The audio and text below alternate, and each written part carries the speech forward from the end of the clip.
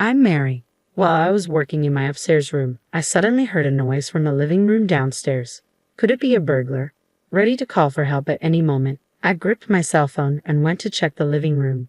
There, I found my sister-in-law, Jennifer. Jennifer? I called out, surprised. Oh, Mary, you're here, Jennifer said, turning around at the sound of my voice. You scared me, sneaking in like that. Well, this is William's family home, so it's practically my home too, she added with a hint of annoyance. William is my brother. I understood her point. But isn't it rude to enter someone's house without permission? I felt irked, but Jennifer seemed displeased with my reaction. Approaching me, she said, instead of that, you're home again today? Well, having someone like you as a sister-in-law is really the worst, she continued, her tone biting. Excuse me, what do you mean by that? I asked, confused. Are you still clueless? I'm saying it's embarrassing to be single and unemployed, Jennifer mocked. I couldn't deny being single, but the unemployment part was a misunderstanding. I do work, even if it's from home. I am working, I retorted quickly. Yeah, a home security guard, right? She sneered. That's not it, Whatever, it's embarrassing and a nuisance, so just leave. I had no choice but to stay silent. Jennifer had always been this way since our first meeting. Years ago, William brought her home, introducing her as the woman he wanted to marry. I didn't intend to meet Jennifer then, not because I opposed the marriage, but because I was a recluse. My reclusiveness began in high school due to my inability to gauge social distances. Making friends was difficult, leading me to withdraw from school and eventually becoming a recluse. But neither my parents nor William blamed me. It's okay if you don't want to go to school, my dad, Robert, would say. Maybe you'll find what you want to do if you take your time. William encouraged me. My mom, Ashley, silently supported me. Thanks to them, I could deeply consider my future. I couldn't go outside, but maybe there was something I could do from my room. With that thought, I decided to see what I could do with a computer. In this era, as long as you have an internet connection, anything is possible. There are ways to work other than going to an office. I'll start with what I can do alone. After that, I began to explore various possibilities. With little knowledge or skill, there wasn't much I could do. I felt like I couldn't do anything. During such a low moment, William came to me with an idea. Mary, you play games, right? Games? A little, I guess. How about trying to be a game tester? William brought me a job opportunity as a game tester. The task was to check whether pre-release games worked properly. It didn't require any special skills, just motivation and perseverance. I'd like to try that, I answered immediately. And so, I began working as a tester. This job suited me perfectly. I could work diligently on my own, and reporting was as simple as sending emails. Even for someone like me who struggled with social interaction, this was manageable. As I worked, I realized something. If I knew more about programming, maybe I could even suggest fixes. That's how I started to get interested in programming. But programming requires a lot of learning. Usually, people study at vocational schools. However, it's not necessary to attend such schools. There are online courses, and you can also study independently. It's about having the will, isn't it? I used the internet to its fullest to start learning programming. I explored various sites, accumulating the necessary knowledge. Whenever I didn't understand something, I'd ask someone online and strangers would kindly respond. Knowing that someone was listening and helping made me happy. Gradually, I found friends who were also studying programming. We interacted online, and I started sharing personal things with them. Initially, our interaction was just through text, but it eventually led to voice calls and finally meeting in person. I was nervous, of course. Memories of my bitter high school days resurfaced. But I was no longer that high school student. I dressed up a bit and went to the meeting place where several men and women my age were present. I timidly approached them, but we hit it off quickly. It was no different from our online interactions. The only difference was whether they were behind a screen or in front of me. Feeling reassured, I got lost in conversation. Then someone suggested, let's start a business. I was anxious, but I thought I could work if it was with these people. I agreed immediately. That's how I started a company with friends I met online. Some had experience in sales, others had worked in regular companies. With such a diverse group, we faced no major issues in starting our business.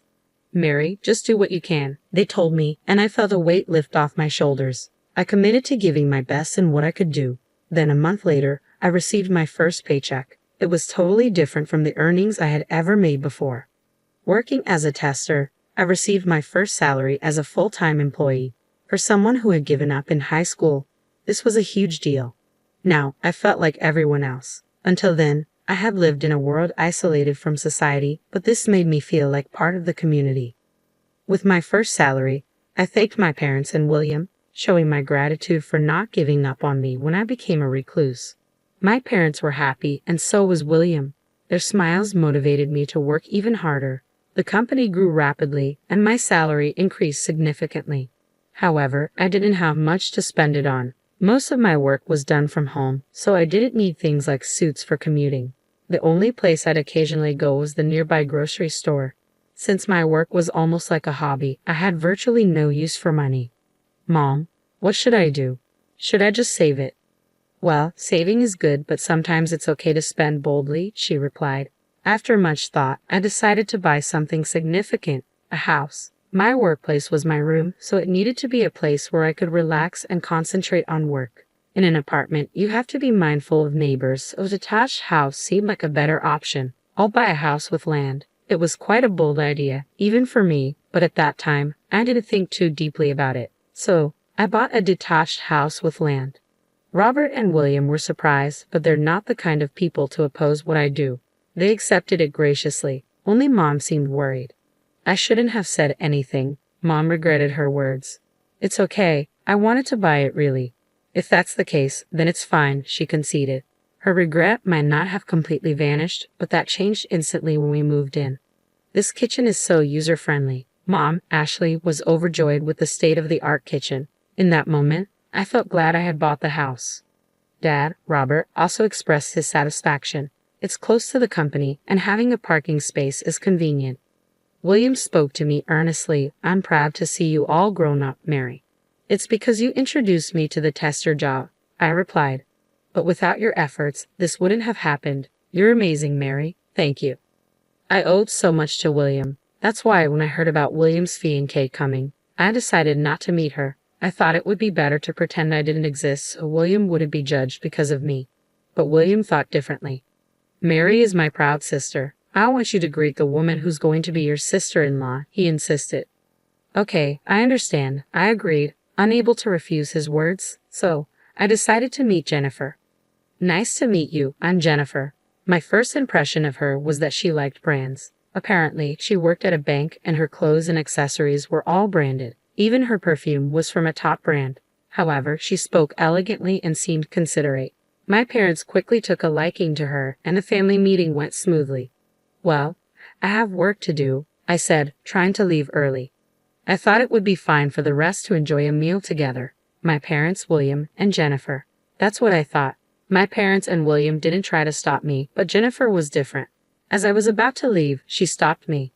Hey, why don't we exchange contact information? We're going to be sisters-in-law, after all. But, come on, let's get going, Jennifer said cheerfully.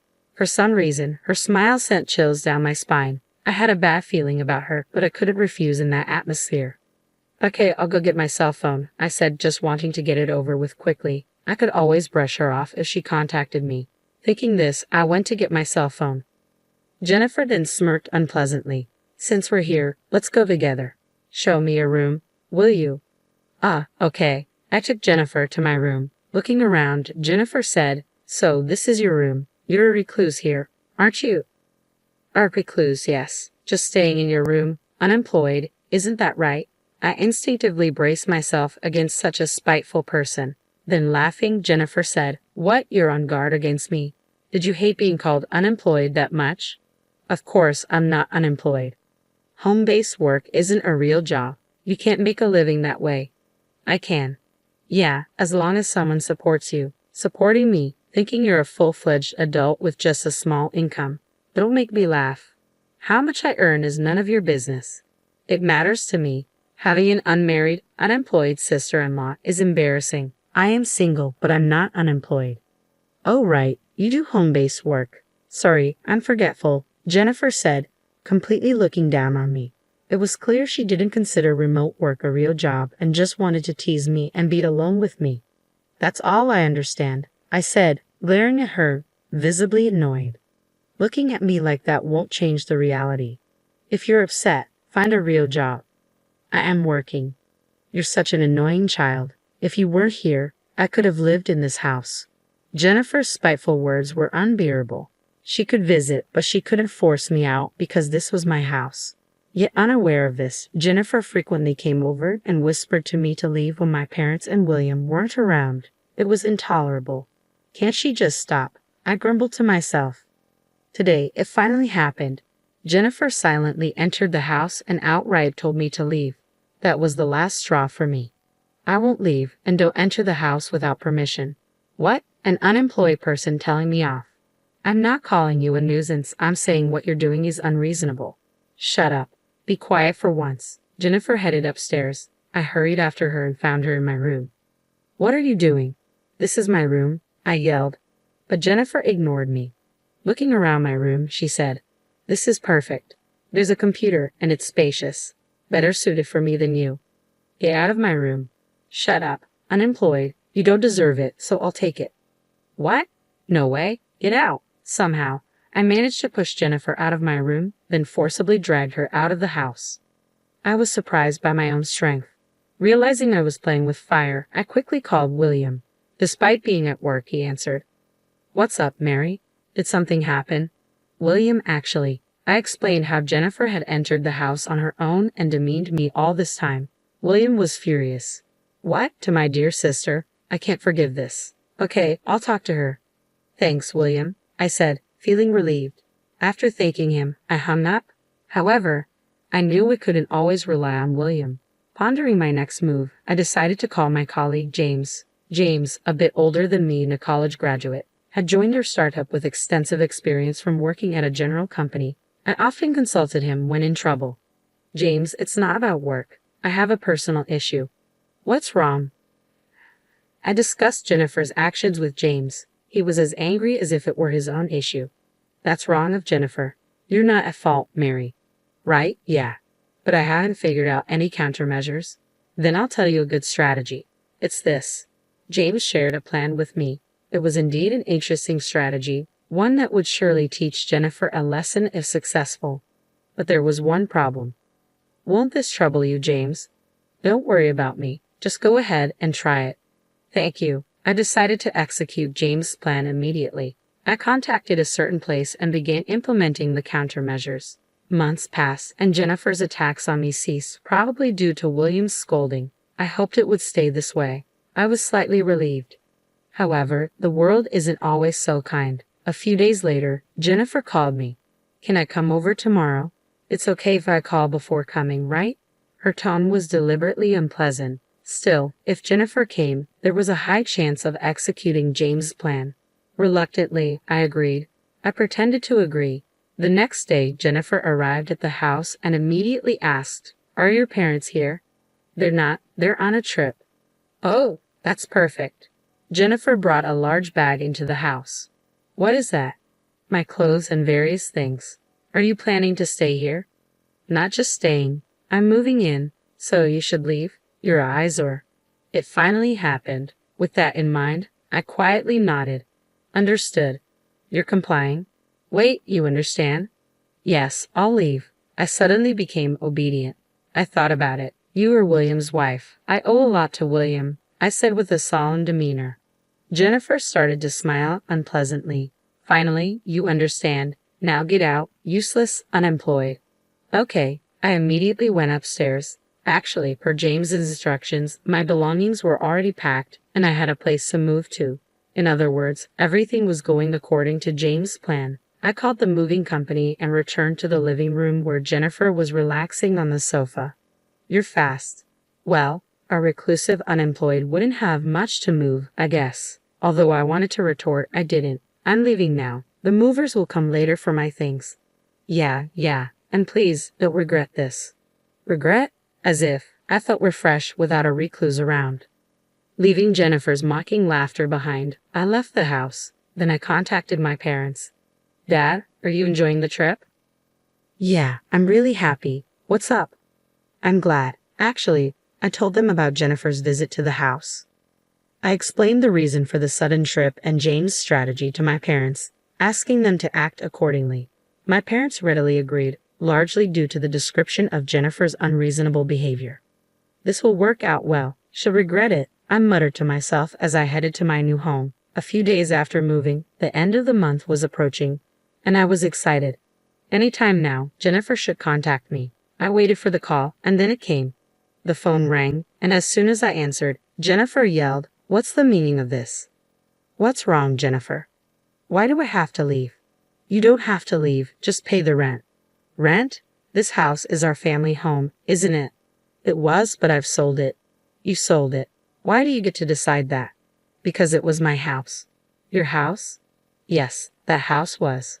I'd explained about starting an IT company with my colleagues and working there. William must have told her too, but since Jennifer looked down on me, I assumed she hadn't listened. So, I explained it all from the beginning. Shocked, Jennifer asked, "So you really sold this house?" "Yes. Are you familiar with leaseback?" "What's that?"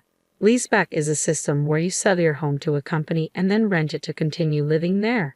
It has benefits like paying off loans with the sale proceeds. I used that leaseback. I sold the house and land I bought, then stopped paying rent after the contract ended. When Jennifer arrived, that meant she couldn't continue living there unless she signed a new contract herself. But Jennifer, who relied on William, wouldn't be able to pay the rent herself, and I doubted she would want to live there with William after driving me out. In short, Jennifer would have nowhere to live. "Remember this after playing your games," I said, unable to help but laugh at her empty threat. It was entirely her fault. If she hadn't looked down on me, she could have had a happy married life. It's a pointless person. She'll probably end up divorced from William, and I won't have to see her again, I thought. But it was that evening when James called me. "Mary, something terrible has happened. Can you contact your brother right away? He should be finishing work soon so I can tell him." James spoke rapidly about various things, essentially wanting me and William to come to his house, curious. I contacted William and then headed to James' place. When I arrived, there was a commotion outside James's apartment. Many police officers were there and neighbors had gathered to see what was happening. "James, what happened?" I approached James, who was in the middle of the commotion. "Actually, some weird woman tried to take my laptop. Here's what happened," James told me. During a break at work while he was taking a shower, he heard a strange noise and peeked into his room. There, a woman was rummaging through his belongings, apparently trying to take his laptop.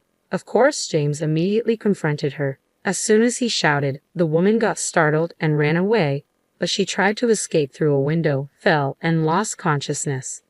That woman was Jennifer, and she was arrested by the police for breaking and entering. However, Jennifer insisted, "This is my sister's room," and wouldn't back down, causing the commotion. "This isn't your room, right?" the police asked. Of course, it wasn't my room, but I wondered why Jennifer thought it was. When I asked her, Jennifer said to me, "It's your room? I sent your belongings here." My belongings? I heard it from the movers. When Jennifer was at the house, I had called the movers and left her there. But as per James' instructions, my belongings were first sent to his room and then forwarded to my new home. Unaware of this, Jennifer assumed the delivery address was where I moved to. But that doesn't justify breaking and entering, does it? "It's your fault." Jennifer's excuse was this. When I left the house, I had all furniture and appliances taken by the movers. However, Jennifer apparently thought something would be left behind.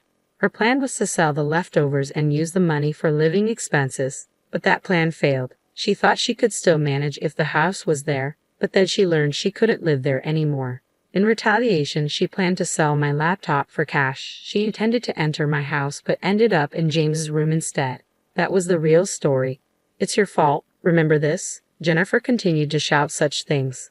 In the end, Jennifer and William got divorced. William demanded compensation from Jennifer.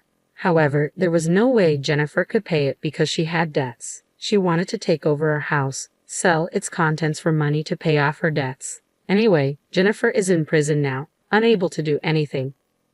And her parents ended up paying the compensation on her behalf.